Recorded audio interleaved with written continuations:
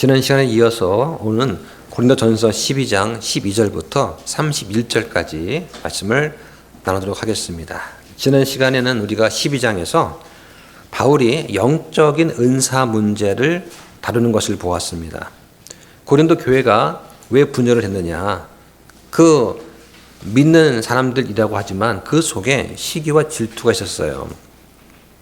당시 고린도 교회에 영적인 은사가 풍성했습니다.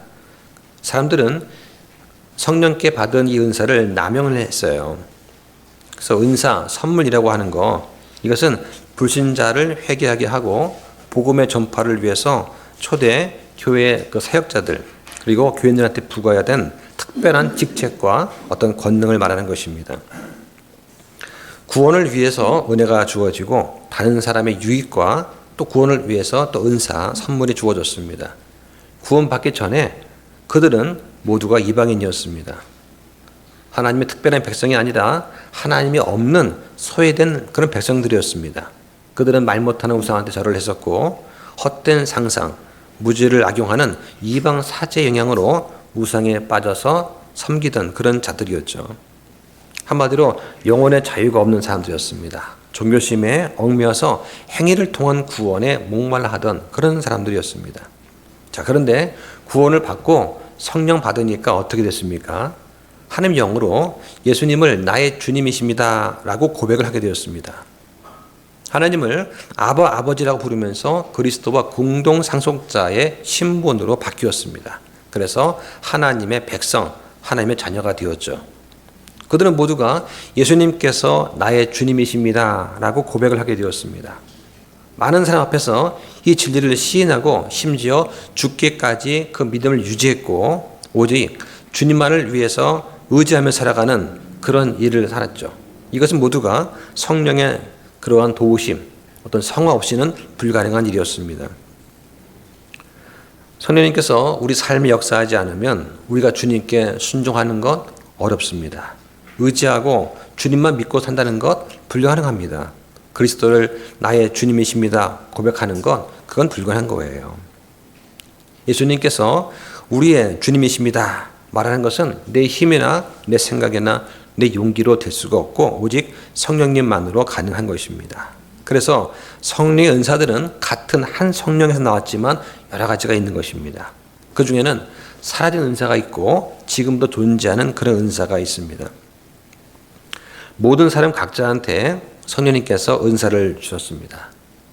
성경은 은사를 받지 않은 사람은 한 사람도 없다라고 말씀을 하시는 거예요. 나는 받은 적이 없는데 그럴 수 있습니다. 그런데 주셨는데 그 은사가 내가 원하는 은사가 아닐 수는 있죠. 나도 저 사람처럼 저 자매처럼 저 형제처럼 저런 멋진 은사를 가지고 다른 사람 앞에 드러났으면 그런 마음 누구나 가질 수 있습니다. 그런데 오히려 하나님께서는 성령님께서 각 사람 믿음의 분량에 따라서 남이 안 보는 곳에서 조용히 섬기며 유익을 끼치는 그런 은사를 주셨을 거라고 생각을 하시면 됩니다. 그 2월 달에 설날 때 어떤 형제한테 제가 말씀을 좀 부탁을 드렸어요. 좀 해보시라고. 그러면 그분은 기뻐했을까요? 정말 좋아했을까요? 그렇지 않습니다. 이걸 제가 어떻게 합니까? 부담이 됩니다. 어렵습니다. 그러면서 하나님과 밀접한 관계를 그때부터 갖기 시작하는 거예요. 하나님, 제가 이거 할 수 있겠습니까? 이걸 저보고 하라고 하는데 지혜가 부족합니다. 저에게 지혜를 주십시오. 제가 어떻게 앞에 서서 말씀을 전할 수 있겠습니까? 세워주십시오 라고 간구하면서 하나님과 친밀한 교제가 그때부터 시작이 되는 거예요. 그래서 2달 동안 계속 준비하고 기도하는 가운데 그 형제는 성장하게 되는 것이죠. 그걸 통해 성장하는 거예요. 그 자리가 마련되면 그 자리에 맞게 하나님께서 그 사람을 세우실 때 부족하면 하나님께서 성령시켜 주시는 거예요. 그러니까 걱정하거나 두려워하거나 불안하지 말고 믿음으로 준비하시면 됩니다.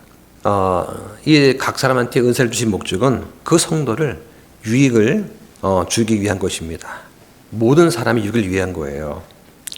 자기 자랑이 아니라 그리스도를 자랑하기 위해서 그런 은사를 주신 거다. 그러니까 기억하셔야 됩니다. 자, 바울은 이 고린도 사람들이 이 문제에 대해서 무지하지 않기를 원했어요. 영적인 은사가 다양합니다. 그런데 한 성령에서 나왔다. 그리고 모든 사람의 유익을 위해서 사용되어져야 된다는 것을 지금 강조하고 있어요. 그 내용이 1절부터 11절까지 내용입니다. 그래서 우리는 같은 주를 고백한다는 내용, 우리는 같은 하나님을 의지한다는 내용, 그리고 우리는 같은 몸을 섬긴다는 거, 이런 내용이 나왔습니다. 그러면서 성령님의 선물이 18개가 있다. 그 중에는 교회 시대에도 지속이 되는 청기 선물이 있고 잠시 있다가 사라지는 표적 선물이 있다라고 말씀을 드렸습니다. 자, 다시 한번 정리해서 말씀을 드리면 지금은 사라진 선물, 표적에는 7가지가 있어요. 사도입니다. 사도는 지금 없습니다. 사도는 그리스도께서 부르신 사람들이고 그리스도를 만난 사람들의 사도예요. 지금 이 시대는 사도가 없습니다. 자칭 사도라는 사람들은 다 거짓말쟁이에요. 자, 두 번째는 대언의 은사입니다.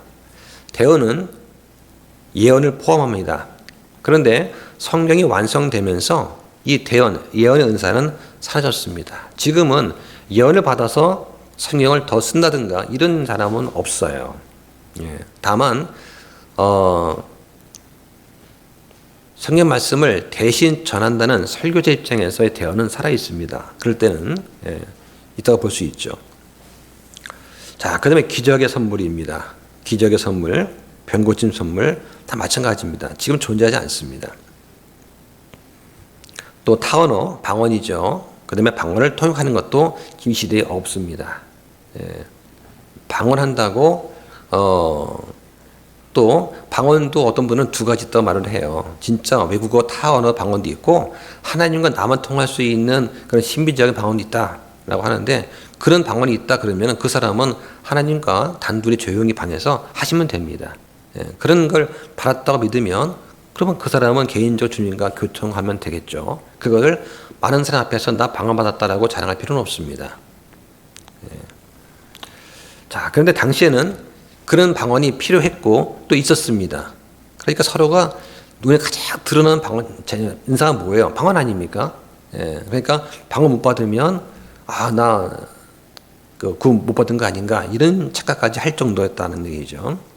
자, 또 한 가지는 뭐냐? 지식이 있어요. 이 지식은 하나님의 인도로 신약 성경을 기록하는, 영감받아 기록할 수 있는 정도의 그런 은사를 말하는 거예요. 자, 이런 것들은 지금 없습니다. 자, 그러면 지금도 존재하는 청지 선물이 있어요. 11가지가 있습니다. 지혜 말씀의 선물이 있습니다.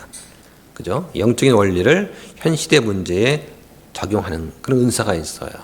지금 돌아가는 여러 사태를 보면서 성경 말씀에 보니까 이 말씀이 지금 이때 이루어지고 있는 것입니다 라고 말할 수 있는 그런 지혜 은사가 있습니다. 영 분별이 있습니다. 이건 우리 모두가 마땅히 가져야 됩니다. 어떤 행동, 어떤 이슈, 어떤 사건이 정말 마귀의 일인지 성령님의 일인지를 구분할 수 있어야 되는 거예요. 제가 학생 때 한 30년 전만 하더라도 교회에서 대예배 때 어떤 청년 나와가지고 방언 기도를 하는 거예요. 그래가지고 이상한 말로 한 다음에 본인이 하고 본인의 통역을 또 해요. 그러면 다른 사람들이 그걸 보고 은혜 받겠느냐? 그렇지 않다는 얘기죠.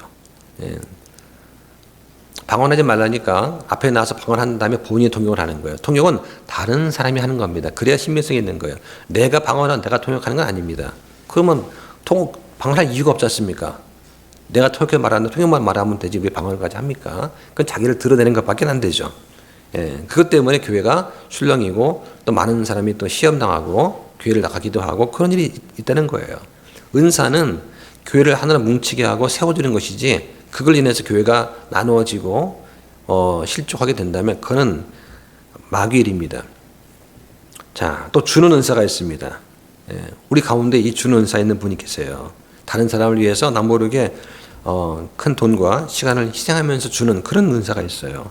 권면하는 거, 다른 사람한테 좋은 말 하는 게 권면이 아닙니다. 성경대로 도전시켜주고 꾸짖기도 하고 격려도 하고 책망도 할 수 있는 게 권면입니다. 책망하지 않고 좋은 말만 하는 것은 그건 권면이 아니에요. 섬기는 은사가 있습니다. 이것도 우리 가운데 많이 있죠.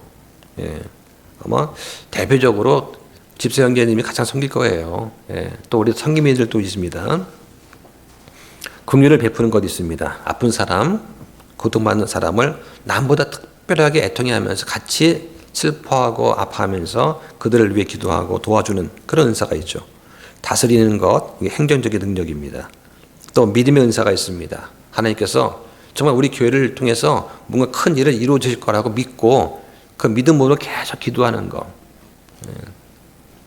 정말 이 믿음의 은사는 정말 필요한 은사예요. 제가 한 2년 전에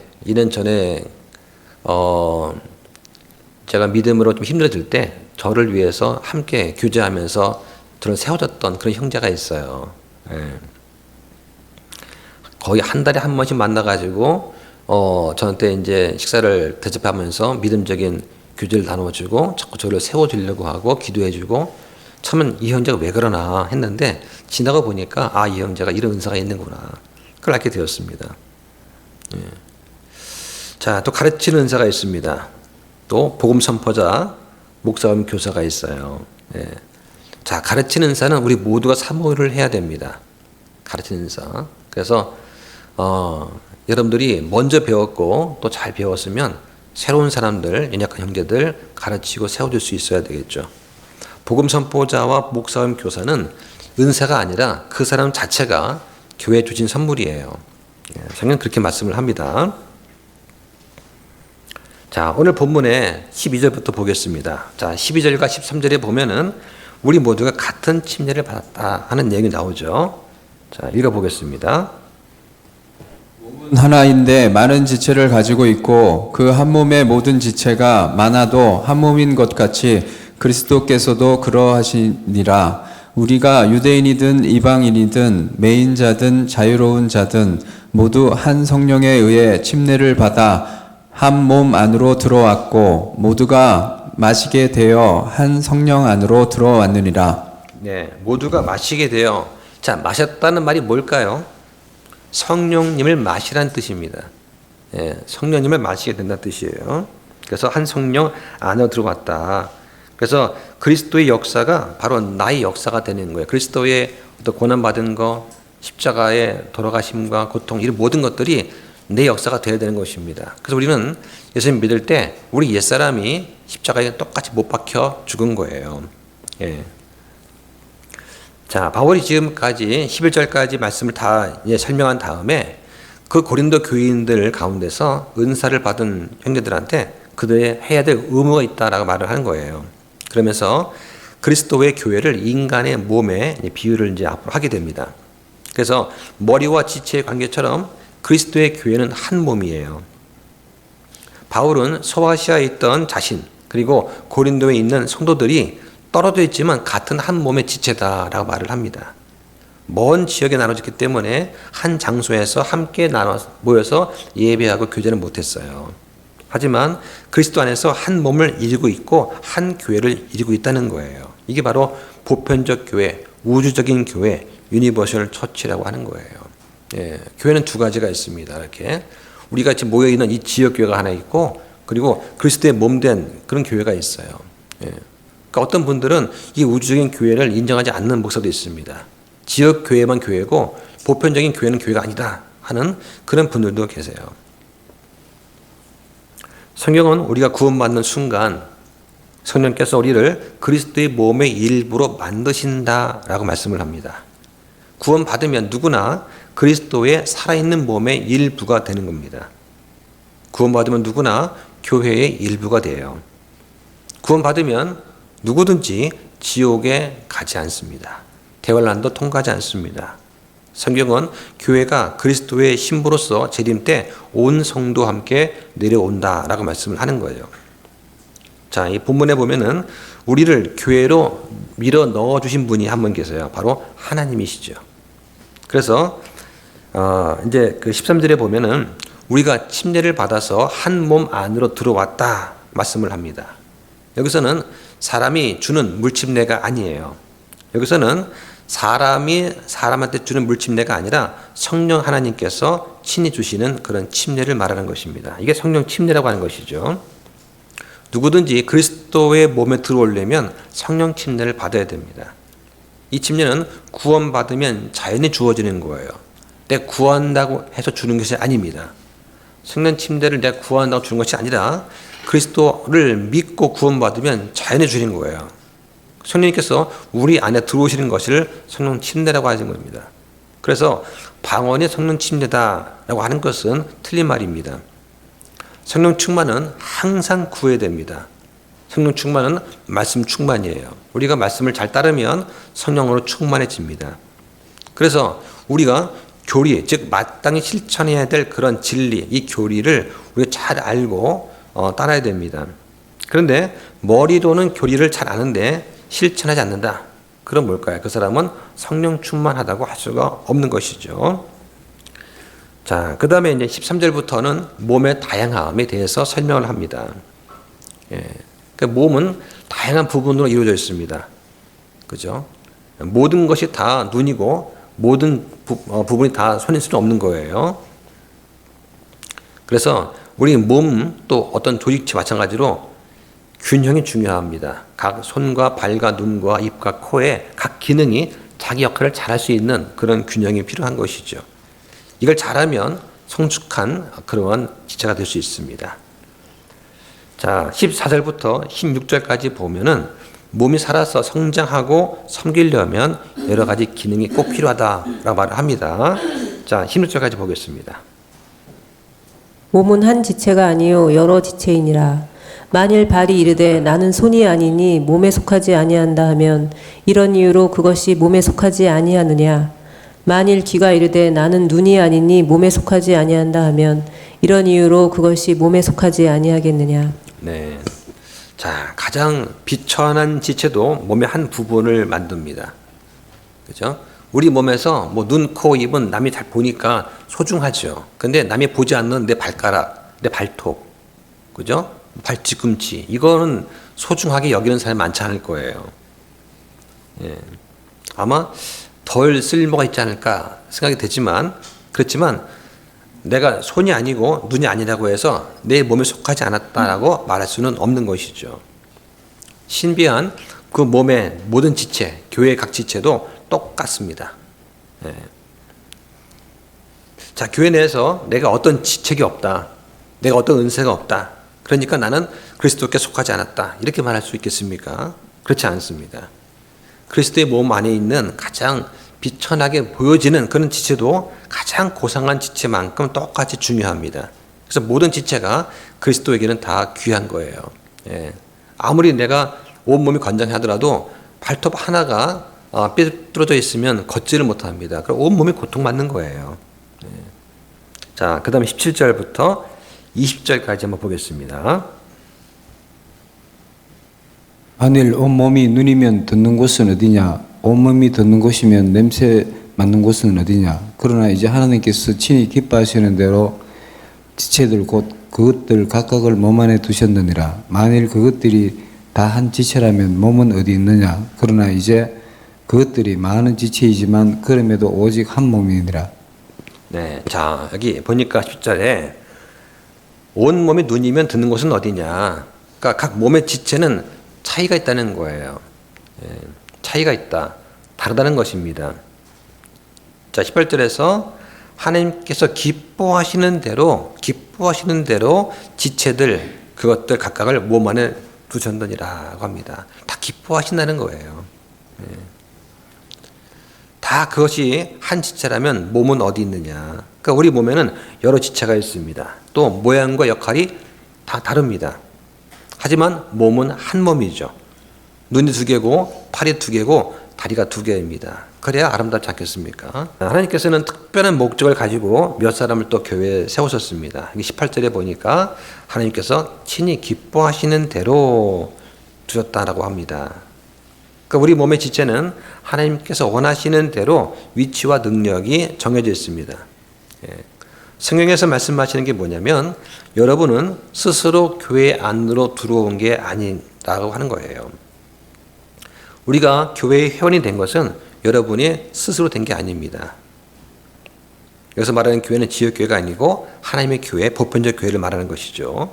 그래서 만약에 이 교회가 눈에 보이는 그런 거라면, 즉 지역교회라면 우리는 스스로 들어가고 나올 수 있습니다.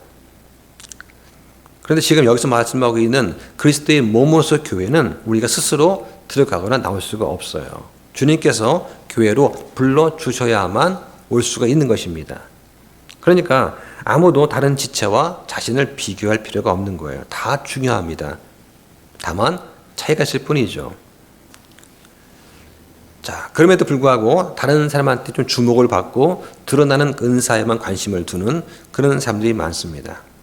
예. 성경이 완성됐기 때문에 이제는 사라진 은사, 표적의 은사에 아직도 관심 갖는 그런 사람들이 있어요. 무슨 방언의 은사, 치유의 은사, 통역의 은사, 이런 신비적인 것에 귀를 기울이지 말고 지금도 있는 은사, 즉 권면의 은사, 믿음의 은사, 베푸는 것, 다스리는 것, 주는 것, 가르치는 은사, 이런 것에 더 관심을 갖고 구하시기 바랍니다. 그럼 성령님께서 구하면 은사를 주시느냐? 예. 글쎄요, 저 같은 경우는 이런 것 같습니다. 하나님께서 우리 마음속에, 제 마음속에 이런 은사를 사모하게 하세요. 그리고 그 은사를 달라고 기도를 하게 하시는 것 같아요. 그래서 많은 은사가 있지만 한 사람이 한 개만 있느냐, 그렇지 않습니다. 어떤 사람은 은사가 2개, 3개인 분도 있어요. 어떤 분은 잘 다스리기도 하고 권면도 잘 하시고 잘 주기도 하시고 또 긍휼을 여겨주기도 하십니다. 근데 어떤 분들은 그냥 남 모르게 조용히 주는 것만 좋아하세요. 절대로 드러나는 거 되게 싫어하시고 조용히 주는 분만 계세요. 그래서 어느 날 딱 교회 와보면 뭐가 딱 와 있는 거예요. 이게 뭐예요? 어떤 분이 주셨습니다. 이렇게 이제 나눠주는 거, 그런 걸 좋아하는 분도 계신 거죠. 특히 형제님들은 가르치는 은사 사모하실 필요가 있어요. 예, 그런데 그 은사는 많은 사람한테 인정받고 하기 위해서는 어떤 과정을 거치셔야 됩니다. 내가 하고 싶다고 해서 그냥 불쑥 나타나가지고 가르치겠다 그러면 안 되고, 모든 사람이 인정할 수 있는 그런 과정을 거쳐서 기대하고 인내하고, 그리고 사람들부터 좀 이렇게 평가도 받고, 그런 과정 거친 다음에 그리고 세워지는 것이 더 좋을 것 같습니다. 자, 그 다음에 21절, 22절에 보면은 서로를 의지해야 된다. 하나됨을 증진시켜야 된다는 말 나오죠. 자, 보겠습니다. 이 손에게 이르기를 나는 내가 필요 없다 할 수 없으며 다시 머리가 발들에게 이르기를 나는 너희가 필요 없다 할 수 없느니라. 아니라 몸에서 더 약하게 보이는 그 지체들이 더욱더 필요하며. 예, 몸에서 약해 보이는 지체가 더욱더 필요하다. 자, 여러분 몸에서 어떤 게 약해 보이는 지체입니까? 나 이거 없어도 돼. 그 뉴스를 보니까 그게 등산하다가 팀에서 낙오가 돼가지고 그 빙하 같은데 보면은 가운데 크랙이 있지 않습니까? 그게 빠졌대요. 눈바라 치니까 아무도 모르고 간 거죠. 예. 근데 눈바라 거치고 정신을 차려 보니까 자기 다리가 껴 있는 거예요. 그래가지고 아무리 소리쳐도 못 구하니까 결국에는 어떤 그 장비를 이용해 가지고 자기 발의 한 부분을 절단을 하고, 그리고 이제 그 복귀를 했다는 이제 그런 말이 있더라고요. 팔이 꼈으면 아마 팔을 절단했겠죠. 그런데 목이 꼈다 목을 절단하지는 않을 겁니다. 어떻게 보면은 비교적 덜 중요한 느끼는 그런 지체가 아마 있을 수는 있을 것 같아요. 하지만 그것이 없으면은 정상적인 생활은 어렵습니다. 그래서 모든 몸의 지체는 어떤 의미에서 서로가 필요합니다. 하나님께서는 모든 지체가 서로한테 요긴하도록 하셨어요. 남는 지체, 필요 없는 지체는 없습니다. 우리 몸에도 옛날에 맹장 같은 거, 이건 필요 없는 거다 하고 떼어냈는 때도 있었습니다. 근데 보니까 어떻습니까? 맹장도 중요한 기관이지 않습니까? 우리 몸에는 필요 없는 게 하나도 없어요. 각 지체는 몸 전체 몸에 서로가 유익합니다. 그래서 불필요한 그 교회 지체가 없다는 그런 말씀이죠. 다 필요합니다. 그래서 서로 시기하거나 서로 질투하거나 경멸하면 안 됩니다. 어떤 은사에 뛰어난 그런 사람들이 어떤 은사 부족한 다른 사람을 무시해서는 안 된다는 거죠. 왜냐하면 다른 쪽에서는 그 분들이 더 우수하기 때문입니다. 가장 높이 있는 지체도 가장 낮은 지체가 없으면 무용합니다. 그러니까 우리 몸에서 높이 있는 것, 눈, 머리, 손, 필요하죠. 근데 마찬가지로 발도 필요하다는 것이죠. 예. 자, 그 다음에 23절과 4절 보겠습니다. 몸에서 우리가 덜 귀한 것으로 여기는 그 지체들 곧 이것들에게 우리가 존귀함을 더 풍성히 주고 우리의 아름답지 못한 부분들은 아름답게 꾸밈을 더 풍성히 얻나니 이는 우리의 아름다운 부분들이 부족한 것이 없기 때문이라. 오히려 하나님께서 몸을 다 같이 고르게 하사 부족한 그 부분에게 존귀함을 더 풍성히 주셨으니. 예, 우리 몸의 모든 부분들은 하나님께서 만들어 주신 대로 각자 고유한 그 위치에서 기능을 지금 수행하고 있습니다. 아마 여러분들은 2개의 눈과 하나의 코, 하나의 입, 2개의 귀를 가진 아기를 원하실 것입니다. 당연하죠. 예. 그러니까 저희 집사람이 처음 아기를 출산한 다음에 저한테 한 1000마디가 있습니다. 1000마디가 뭐냐? 애기 손가락 몇 개야? 다 있어? 이 묻더라고요. 그래서 전 들으면서도 그 질문이 생소했어요. 예. 왜 1000마디가 손가락 몇 개냐고 물었을까? 예. 당연한 질문 같지만 그 질문이 귀에 아직도 생생합니다.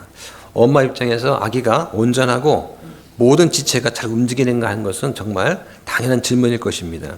마찬가지로 구원받은 모든 사람들이 다 같은 분야에 관심을 가져야 되는 것은 아니에요. 모두가 다 행정일을 맡고 싶어 하거나 모두가 다 찬양을 다 하고 싶어 하지는 않습니다. 모두가 다 말씀을 가르치는 일을 하고 싶어 하는 건 아니에요. 모두가 다 권면하거나 모두가 다 자신이 가진 모든 것을 나눠주고 아낌없이 베풀려고 하진 않습니다. 하나님께서 그런 마음과 그러한 또 권능을 주셔야 할 수 있는 것이죠. 그러니까 교회에서 자신이 하는 일만 중요하고 다른 사람이 맡은 일은 중요치 않다라고 생각한다면 그럼 교회에 심각한 어려움이 생기게 됩니다. 우리 몸의 지체가 서로 다른 일을 잘 해야 되고 모두 중요한 것처럼 그리스도의 몸도 마찬가지입니다. 그래서 하나의 지체가 그 역할을 못하게 되면 전체 몸이 고통을 받게 되는 거예요. 우리 주방장님 만약에 아파서 못 나오시면 우리는 굶어야 되는 거예요. 얼마나 심각합니까? 그래서 하나의 지체가 온전해질 때까지 전체 몸은 다른 기능을 제대로 못하게 되는 거예요. 예전에 제가 아는 그 어떤 목사님이 허리 수술로 병원에 입원하셨습니다. 근데 이제 그분이 한 말씀이 아직도 귀에 생생하게 남아 있어요. 그분이 뭐라고 하셨냐면 아주 건강하신 분이었거든요. 근데 이제 허리 디스크 때문에 수술하신 거예요. 디스크 수술을 하시면서 그분이 이제 병상에서 계속 기도를 하면서 깨달은 것이 있대요. 그분이 뭐라고 하셨냐면은 기도할 때 이렇게 했답니다. 허리야, 네가 거기 있었구나. 자기 몸의 지체 중에서 허리라고 하는 지체를 그 전에는 몰랐다는 거예요. 있는지 없는지. 그 지체가 있는지 없는지 모르는 때가 가장 건강한 때입니다. 그런데 만약에 손이 아프거나 허리가 아프거나 발이 아프거나 하면은 그때서야 네가 거기 있었구나 이렇게 알게 되는 것이죠. 근데 우리 몸의 지체가 어떻습니까? 정말 아파서 정말 쓰러질 정도까지 아프지 않으면 내가 있습니다 라고 말하지 않거든요. 참을 때까지 참는 게 우리 지체의 특징이에요. 건강할 때는 허리가 어디 있는지 턱이 어디 있는지 팔뚝이 어디 있는지 몰라요. 병이 들고 고통이 오면 그때서야 그 지체가 있구나. 특히 밤이 되면 아프죠. 밤이 되면 그냥 어깨가 빠지듯이 아플 때는 네 거기 있었구나. 낮에 바빠서 모를 때는 너를 등한시했는데 이제 밤이 되니까 나한테 얘기하는구나. 나 여기 있습니다 라고요. 그러면 그 지체를 위해서 또 기도를 하죠. 그럼 저도 이제 어깨를 위해서 기도를 하고 또 발이 아프면 발을 위해서 기도를 또 하고 내 몸의 지체를 위해서 기도를 한 것이죠. 그것이 아프면은 제가 온전히 활동 못하니까. 마찬가지로 우리 교회도 어떤 지체가 아프면 그 지체가 있을 때는 당연한 거예요. 모릅니다. 근데 그 지체가 빠지거나 없으면은 그때서야 아픔이 오는 거예요.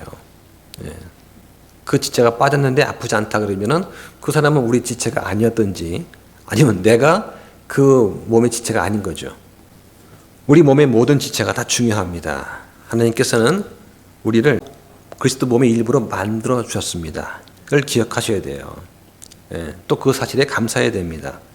우리는 예수님을 위해서 내가 할 수 있는 일을 그냥 묵묵하게 하면 되는 거예요. 우리는 우리 지체가 아픈지 모를 수 있지만 예수님께서는 머리가 되시기 때문에 그 지체가 아프면 야, 네가 아프고 있구나. 네가 지금 이것 때문에 고민하고 있지? 아세요. 모른다면 내가 예수님의 지체가 아닌 겁니다. 내가 예수님 몸의 지체라면 당연히 예수님은 아시는 거죠. 하다못해 우리 손에 가시 하나 박혀도 그것 때문에 끙끙대지 않습니까?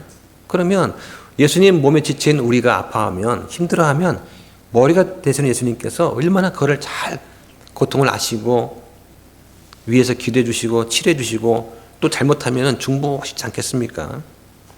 우리가 예수님 몸의 지체라고 하는 것 이거 하나만 가지고도 우리는 얼마나 기뻐하고 감사하고 즐거운지 모를 거예요. 예. 우리가 예수님의 몸된 교회의 지체다. 예. 그렇기 때문에 예수님께서 성령님께서 우리를 위해 중보하시는 거예요. 왜? 지체니까. 그렇지 않습니까? 자, 25절과 6절 보겠습니다. 이것은 몸 안에 분쟁이 없게 하고 지체들이 서로 같은 보살핌을 받게 하려 하심이라. 한 지체가 고통을 받으면 모든 지체가 그것과 함께 고통을 받고 한 지체가 종기를 얻으면 모든 지체가 그것과 함께 기뻐하느니라. 자, 여기 25절에 분쟁은 분열하는 것입니다. 한 몸 안에는 분쟁이 없습니다. 분열이 없다는 것이죠. 모두가 동일한 보살핌을 받습니다. 영적이라고 해서 더 보살핌 받고 육신적이라고 해서 덜 보살핌을 받는 것이 아니에요. 구원받은 사람들도 서로 다투고 분쟁할 수 있지만 구원받은 사람 그 안에 계신 예수 그리스도께서는 자신의 몸과 분열하실 수 없습니다. 자, 여기 6절에 보니까 26절에 함께 고통을 받고 함께 기뻐하느니라. 자, 이 말씀 너무나 중요한 말씀이에요. 자, 교회가 대환란을 통과할까요, 못할까요? 하는 그 문제에 관련해서 생각해 볼 수 있습니다. 한 지체가 고통받으면 모든 지체가 함께 고통받고 한 지체가 종기 얻으면 모든 지체가 함께 기뻐한다. 몸의 일부가 만약에 대환란을 통과하면서 고통받게 된다면 머리이신 예수 그리스도를 포함한 모든 지체가 같이 고통받게 됩니다. 구원받은 사람 중 한 사람이라도 대환란을 통과하게 된다면 구원받은 모든 사람과 예수님께서 고통을 받게 된다는 거예요. 반면에 단 한 사람이라도 환란 전에 들림받아서 올라가게 되면 같은 몸의 지체가 되고 머리가 되시고 몸에 되는 그 원 지체가 동시에 올라가게 되는 것입니다. 구원받은 모든 사람이 같이 들림받아서 올라가는 거예요. 우리가 휴거되는 것은 우리가 옳기 때문이 아니라 예수님께서 옳기 때문입니다. 그래서 우리의 구원과 우리의 휴거는 우리의 의가 아니라 예수님의 그 의의 근거를 두고 있다는 거예요. 그러니까 예수님께서 우리 몸의 머리가 되시기 때문에 누구는 휴거를 하고 누구는 남아서 환난의 고통을 당한다. 그런 경우는 결코 있을 수 없다는 겁니다. 자, 그 다음에 27절 보겠습니다. 그런데 너희는 그리스도의 몸이요 개별적으로 지체들이니라. 네, 자, 바울이 이제 자기 주장을 정리합니다. 그리고 그리스도의 교회에 적용을 하게 되는 것이죠. 우리 각 지체는 서로 의존하는 관계입니다. 서로 돌보고 관심을 가져야 됩니다. 이게 사랑입니다. 그래서 냉담과 경멸과 미움과 시기, 질투 이것은 그리스도인한테는 맞지 않는 본성에 어긋나는 것들이에요. 하나님의 성품을 대적하는 것입니다. 이것은 하나님께서 증오하시는 것들이에요. 그래서 몸의 지체가 서로 대적하고 싸우는 것은 하나님께서 미워하신다. 이게 바울의 가르침이고 성령이 우리에게 주시는 말씀입니다. 27절에 우리가 그리스도의 몸이다 라고 합니다. 성경에는 교회가 예수 그리스도에 속했다라고 말씀합니다. 성경은 교회는 예수 그리스도의 신부라고 말씀하고 또 교회는 예수 그리스도의 몸이라고 말씀을 하시는 거예요. 바꿔 말하면 교회는 예수님 것입니다. 예수님께 속해 있습니다. 그래서 참된 교회는 특정 교단이나 무슨 협의회나 어떤 특정 목사한테 속한 것이 아니에요. 교회는 예수님의 것이고 예수님께 속해 있는 것입니다. 자, 28절 보겠습니다. 하나님께서 교회 안에 몇 사람을 세우셨으니 첫째는 사도들이요 둘째는 대언자들이요 셋째는 교사들이요 그 다음은 기적들이요 그 다음은 병 고치는 선물들과 돕는 것들과 다스리는 것들과 여러 가지 단어들이니라. 예, 초대 교회에는 사도와 대언자, 교사가 있었습니다. 또 기적들, 병 고치는 선물, 돕는 것, 다스리는 것, 타언어 이런 것들이 있었어요. 예. 사도는 한마디로 교회를 세울 수 있는 능력과 계시를 받은 그런 사람들이다 할 수 있습니다. 대언자는 전도자와 같이 성령의 영감으로 대언도 하고 성경을 해석하고 또 기록하는 그런 사람들이었습니다. 교사는 목회를 하지 않더라도 또는 하거나 않더라도 말씀과 교리에 종사하는 사람들입니다. 그래서 성경 교사라고 보통 말을 하죠. 자, 기적들은 기적을 행하는 사람들입니다. 병 고친 선물들은 병 고치는 능력 가진 사람들이죠. 예. 자, 사도와 대언자, 병 고치는 자들은 지금 이 시대는 사라지고 없는 그런 선물입니다. 자, 지금 이 시대에도 하나님은 병든 자를 고치십니다. 그런데 병든 자를 고치는 은사를 특별한 어떤 사람에게 주고 그 사람을 통해서 고치지는 않습니다. 자, 돕는 것들은 병든 자, 약한 자를 긍휼을 가지고 돌보는 그런 사람들입니다. 자, 우리는 그렇지 못하지만 큰 교회에는 성도가 많다 보니까 호스피스 봉사를 하는 그런 분들이 계세요. 예, 교회가 이제 가면 갈수록 연락한 분이 많아지십니다. 어떤 교회는 매 주마다 주보에 부고가 떠요. 예. 그러면 그런 분들을 전담해서 좀 케어를 해주시는 분들이 필요하죠. 그래서 이제 그 몸 상태를 보고 좀 도움이 필요하다 싶으면은 이 호스피스 섬김 부서에서 이제 구성이 돼서 그 분의 집에 찾아가서 그분을 이제 인정하실 때까지 도와드리는 거예요. 이런 것들을 교회에서 하는 그런 교회가 있습니다. 자, 다스리는 것들, 이제 교회 행정 맡아서 하시는 그런 거 말이겠죠. 타언어, 복음 전파를 위해서 여러 나라의 언어를 하도록 그런 은사를 주신 걸 말합니다. 자, 지금은 이제 아프리카 선교를 간다 그러면 그 내가 가는 아프리카 지역의 방언을 공부를 하고 익히고 준비해서 갑니다. 아무런 준비도 없이 비행기 타고 딱 내리자마자 은사를 받아가지고 그 아프리카 언어로 쫙 말을 한다? 이런 경우는 저는 들어본 적 없습니다.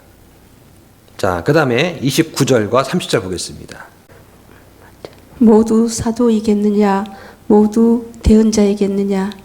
모두 교사이겠느냐? 모두 기적을 행하는 자이겠느냐? 모두 병 고치는 선물들을 가지겠느냐? 모두 타 언어들로 말하겠느냐? 모두 통역하겠느냐? 네, 자, 본문에는 여러 질문 나옵니다. 모두 사도이겠느냐? 모두 대언자이겠느냐? 모두 반복하죠. 자, 각 질문에 대한 대답은 아니다입니다. 성경은 그 누구도 모든 선물을 다 갖지는 못한다라고 분명히 말씀을 합니다. 모든 사람이 사도나 대언자나 교사가 아닙니다. 모든 사람이 병 고치거나 타언어 말하거나 통역한 선물을 갖고 있지 않습니다. 그런데 은사주의자들은 유독 모두 타 언어로 말하겠느냐 하는 질문에만 그렇다라고 대답을 하는 거죠. 방언 못하면 구원받지 못하는 것으로 매도하는 사람들도 있습니다. 이것은 목사한테 잘못 배웠거나 성경에 무지하기 때문입니다. 하나님께서는 각 교회에 필요한 선물을 주십니다. 여기는 선물의 중요성도 언급되어 있어요. 자, 그런데 보니까 타언어는 맨 마지막에 나오죠. 예.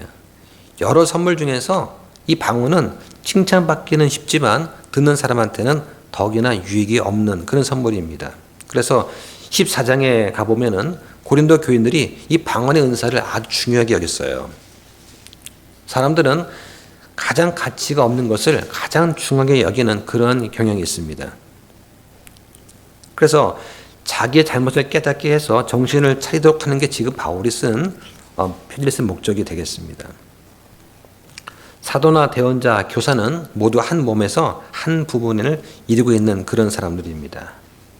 그래서 온전히 하나인 것은 그리스도의 몸이고 사도와 대언자, 교사는 그 중에 일부예요. 그 다음에 연결된 그런 선물도 다 마찬가지입니다. 모두가 전체가 아닌 부분들입니다. 여러분들은 그리스도의 몸에서 특정한 일을 하기 위해서 특정한 은사를 받은 그런 특정한 부분이라고 할 수가 있겠죠. 자, 31절 보겠습니다. 오히려 가장 좋은 선물들을 간절히 사모하라. 그럼에도 내가 너희에게 더욱 뛰어난 길을 보이노라. 자, 여기 가장 좋은 선물을 사모하라. 자, 이게 무엇일까요? 적어도 방언은 아닙니다. 여기서 아주 의미심장한 말을 하죠. 가장 좋은 선물이 뭐냐? 한번 보겠습니다. 자, 거기 14장 4절 보세요. 알지 못하는 타 언어로 말하는 자는 자기를 세우지만 대언하는 자는 교회를 세우느니라. 네. 자, 알지 못하는 언어로 말하는 사람은 누구를 세운다고 합니까? 자기 자신을 세우는 것이죠. 그래서 성령의 선물의 목적이 무엇인지 기억하십니까? 다른 사람들을 세워주는 거예요. 다른 사람을 세워주는 것이 가장 좋은 선물입니다. 그 사람들은 명성과 존경 가져오는 은사를 귀하게 여기지만은 가장 좋은 은사는 하나님께서 영광 받으시는 거고, 그리고 교회가 덕을 세워주는 것이 가장 귀한 그런 은사입니다. 이 은사를 우리는 사모를 해야 되는 것이죠. 자, 이제 12장이 끝나고 이제 13장이 시작이 됩니다. 13장은 사랑장이에요. 예. 그래서 문맥적으로 보면은 가장 좋은 선물, 카리스마, 그래서 아가페, 사랑, 이것이 가장 큰 은사라고 할 수 있습니다. 인문학적으로 보면은 사랑, 그러면 이제 뭐라고 하느냐? 인문학적으로 목사님도 그래요. 사랑이 무엇입니까? 그러면 사랑을 받는 대상의 가치를 높여주는 것이죠. 듣기는 좋습니다. 그죠? 따뜻하게 느껴지죠. 사랑받는 대상의 가치를 높여주는 것이 사랑입니다. 예, 요즘에 대형기 모습 다 그런 말을 합니다. 이 인문학적인 관점의 사랑이에요. 그래서 부모는 자녀의 가치를 높이기 위해서 모든 것을 바치는 것이죠. 근데 성경적으로 보면은 성경적으로 아가페 사랑이 뭐냐? 하나님의 사랑에서 드러나는 거예요. 희생과 섬김과 겸손의 사랑입니다. 하나님께서 아들 예수 그리스도를 보내심을 통해서 그 아들을 하나님께서 십자가에 죽게 하십니다. 그리고 우리 모든 죄를 제거해 주실 때 그때 극적으로 드러나는 것이 바로 사랑이에요. 다음 시간에는 이 사랑에 대해서 좀 깊이 생각해 보면 좋겠습니다. 예, 기도하고 마치겠습니다.